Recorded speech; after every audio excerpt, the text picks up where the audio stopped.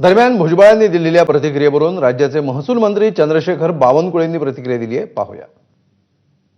आपण कोर्टातही लढतो आहोत.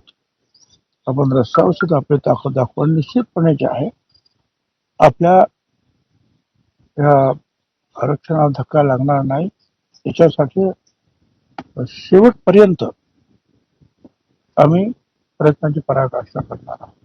मी छगन भुजबळ साहेबांनाही कॅबिनेट सब कमिटीमध्ये समजवलं की हा GR असा आहे. आता आम्ही त्यांना शासन निर्णयासाठी पॅरावाईज त्यांना सांगितलं या GRने काही फार त्या ठिकाणी ओबीसी समाजावर अन्याय होणार आहे, ओबीसी मध्ये हे होणार आहे, पण त्यांचे काही संभ्रम अजून आहेत छगन भुजबळ साहेबांचे. तर त्यामुळे त्यांनी मोर्चा काढलेला आहे. पण मी वारंवार सांगतो, एकही चुकीचं होणार नाही. ओबीसी समाजाचं ताटातलं कोणी काढणार नाही. दरम्यान यावर विजय वडेट्टीवार आणि ओबीसी नेते लक्ष्मण हाके यांनी काय प्रतिक्रिया दिल्या आहेत, पाहूया. ओबीसी बांधव एकत्र येत आहेत, आमच्या शुभेच्छा आहेत. मला तसा काही निरोप नव्हताच त्या मोर्चाच्या संदर्भात.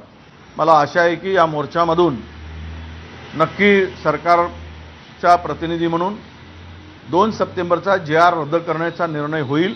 जरांगे पुराण हे तर आहेच, पण तो पुराण कमी करून सरकार पुराण आता अधिक आक्रमकपणे करावं लागेल, तरच तो GR रद्द होईल.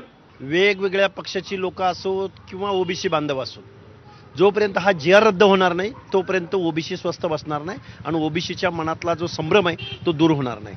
त्यामुळे मुख्यमंत्री महोदयांनी यावरती लवकरात लवकर ऍक्शन घ्यावी, नाहीतर मग निवडणुका आहेतच समोर. तर ओबीसींच्या या महाएल्गाराला कोण कोण येणार आहेत त्यावर एक नजर टाकूया. मंत्री अन्न आणि नागरी पुरवठा छगन भुजबळ, राष्ट्रवादीचे आमदार धनंजय मुंडे या आजच्या मोर्चाला उपस्थित असणार आहेत. त्याचबरोबर ओबीसी नेते प्रकाश शेंडगे आणि ओबीसी आंदोलक लक्ष्मण हाके यांची देखील उपस्थिती असेल.